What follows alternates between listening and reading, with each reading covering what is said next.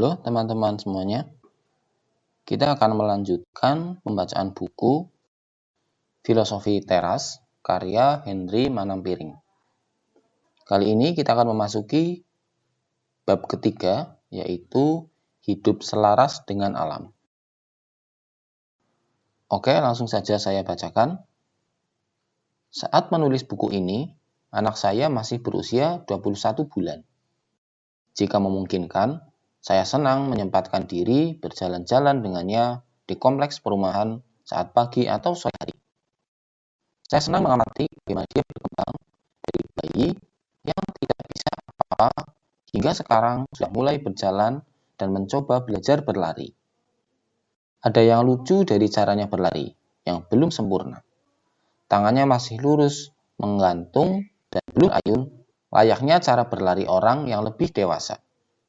Dalam proses pertumbuhannya, kelak dia akan mengerti bagaimana cara berlari yang seharusnya. Sampai ia mengerti cara berlari yang seharusnya, ia selalu tampak kurang seimbang dan sepertinya bisa tersandung kapan saja.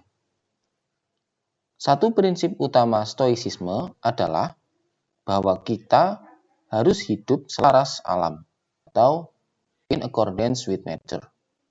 Jika kamu langsung mengantuk mendengar ini, atau tiba-tiba teringat pernah membuang sampah sembarangan, tunggu dulu. Hidup selaras dengan alam dalam stoicisme tidak sesempit memelihara harmoni dengan lingkungan hidup, seperti tidak membuang sampah sembarangan, mencemari lingkungan, atau mencintai dan melindungi satwa langka. Walaupun tentu hal-hal ini juga baik dilakukan. Di dalam stoicisme, dalam tanda kutip alam atau nature dengan huruf pertama kapital. Di sini lebih besar dari lingkungan hidup, serta mencakup keseluruhan alam semesta dan seluruh penghuninya.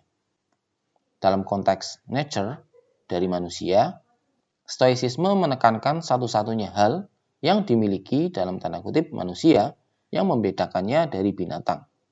Hal tersebut adalah nalar, akal sehat, rasio, dan kemampuan menggunakannya untuk hidup berkeutamaan atau life or virtues. Manusia yang hidup selaras dengan alam adalah manusia yang hidup sesuai dengan desainnya, yaitu makhluk bernalar. Dikaitkan dengan konsep arate di bab sebelumnya, maka manusia yang hidup dengan arate atau virtue atau keutamaan adalah ia yang sebaik-baiknya menggunakan nalar dan rasionya. Karena itulah esensi. Nature mendasar dari menjadi manusia. Sampai di sini juga mungkin kamu berpikir, ya elah, apa istimewanya ini? Gue juga udah tahu kalau manusia lebih pintar dari binatang. Ini mungkin pemahaman lama bagi kita semua. Tetapi kemudian, stoicisme lebih jauh lagi mengajarkan mengapa kita dalam tanda kutip harus selalu menggunakan nalar. Argumennya kurang lebih seperti berikut. Pertama, jika kita ingin hidup bahagia, bebas dari emosi negatif, kita harus hidup selaras dengan alam. Kedua, alam memberikan manusia nalar sebagai fitur unik yang membedakannya dari binatang. Ketiga, hidup selaras dengan alam untuk manusia artinya kita harus menggunakan nalar. Saat kita tidak menggunakannya, kita menjadi tidak berbeda dengan binatang. Dan yang terakhir, ketika kita tidak menggunakan nalar kita akan rentan merasa tidak bahagia. Karena kita telah tidak selaras lagi alam. Bayangkan, seekor singa yang sifat dasarnya adalah tinggal di savana luas, di alam bebas, kemudian harus tinggal di kurungan sempit di kebun binatang. Singa yang hidupnya sudah tidak selaras lagi dengan alam ini, rasanya sulit merasa bahagia. Bahkan, walaupun makanannya dijamin sekalipun. Coba kita pikirkan situasi-situasi sehari-hari di mana kita mungkin kehilangan akal sehat walaupun hanya sesaat. Pertama, kita menerima email pekerjaan yang menurut kita sengaja menyinggung perasaan pribadi. Kita segera membalas email tersebut dengan kosakata berbagai penghuni kebun binatang. Padahal kita tidak berkantor di kebun binatang. Kedua, kita sedang berkendara di jalan. Kemudian kendaraan kita disalip orang.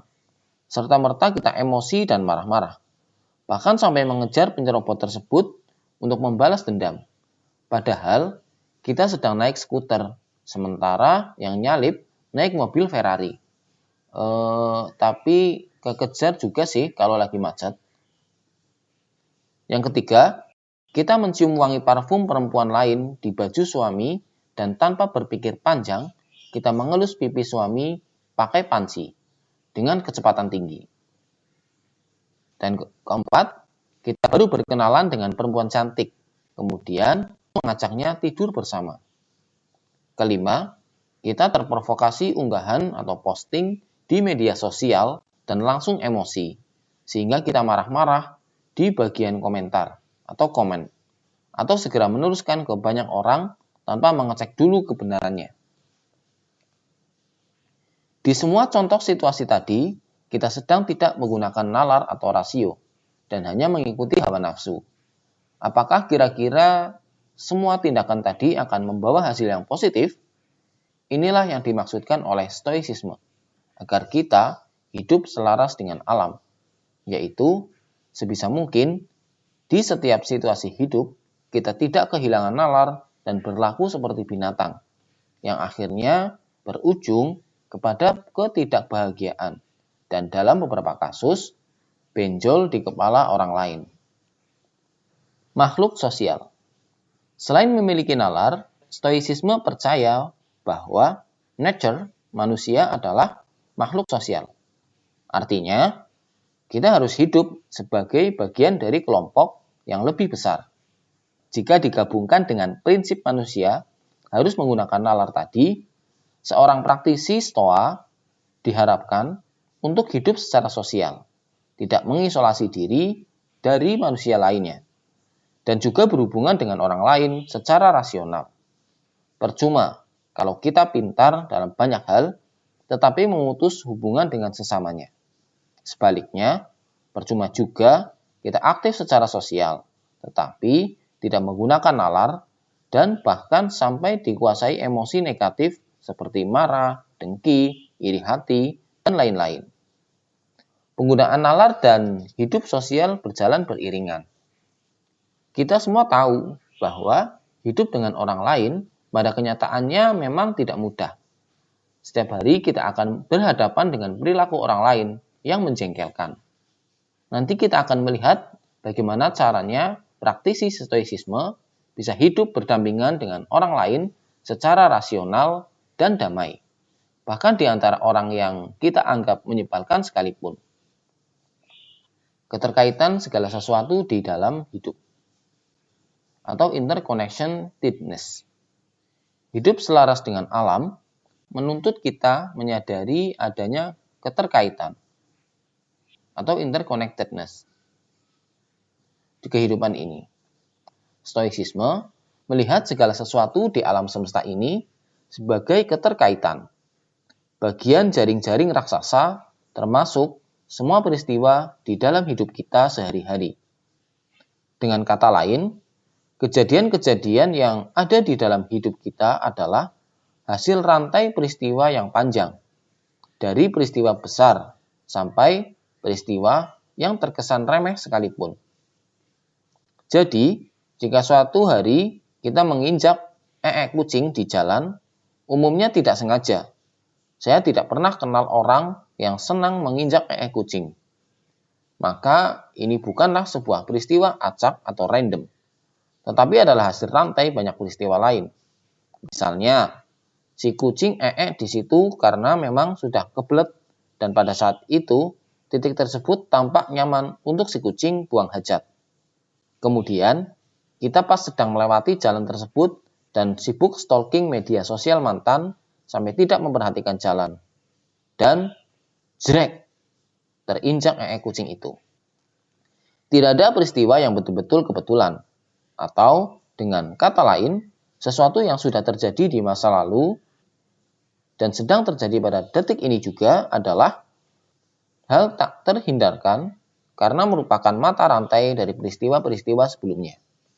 Coba kita membayangkan peristiwa-peristiwa penting dalam hidup kita yang tentunya lebih signifikan daripada menginjak kucing di jalan. Bisa dimulai dari proses kelahiran kita. Kita bisa merunut ke belakang rantai peristiwa yang akhirnya berujung kepada kelahiran kita.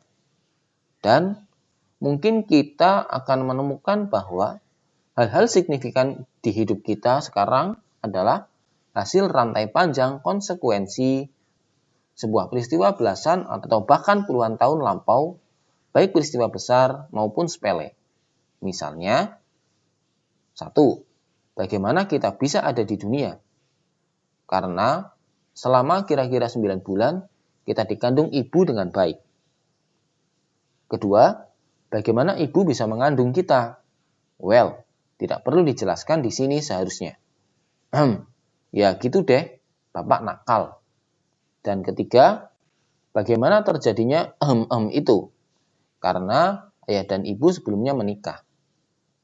Yang keempat, mengapa mereka menikah? Karena sebelumnya mereka mungkin sudah pacaran selama beberapa lama dan kemudian memutuskan untuk mengikat tali pernikahan. Kelima, bagaimana mereka awalnya bertemu? Karena dikenalkan oleh teman yang merasa mereka berdua akan cocok. Keenam, bagaimana teman itu tahu kedua calon orang tua kita ini? Karena dia kebetulan adalah teman kuliah mereka. Dan yang ketujuh, bagaimana orang tua kita bisa menjadi teman kuliah dengan orang ini? Karena orang tua kita secara terpisah memilih atau dipaksa untuk kuliah di tempat tersebut. Dan seterusnya, dan seterusnya. Maka, jika dirunut, kelahiran kita di dunia ternyata adalah konsekuensi dari mata rantai peristiwa hidup yang sangat panjang, yaitu gabungan banyak peristiwa dan keputusan-keputusan yang diambil para pelaku hidup di sekitar kita, dan juga orang-orang yang tidak kita kenal. Hal ini berlaku untuk seluruh hal yang pernah dan sedang terjadi di dalam hidup kita, baik besar maupun kecil.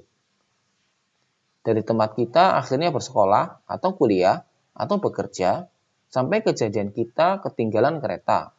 Semua peristiwa-peristiwa ini sesungguhnya tidak berdiri sendiri, tetapi hanyalah bagian dari mata rantai peristiwa yang terus bersambung. Karena keterkaitan adalah bagian dari alam atau nature. Melawan atau mengingkari peristiwa yang terjadi dianggap sama dengan melawan alam. Melanjutkan contoh tadi. Marah-marah karena sepatu Jordan terbaru kita menginjak kucing adalah melawan alam dan sebuah kesia-siaan. Lebih sia-sia lagi, marah-marah kepada sang empunya Begitu juga dengan menyesali kondisi kita dilahirkan. Entah itu kondisi keluarga, negara kita dilahirkan, kondisi kesehatan kita saat dilahirkan, dan lain-lain. Semuanya sudah terjadi mengikuti keteraturan alam.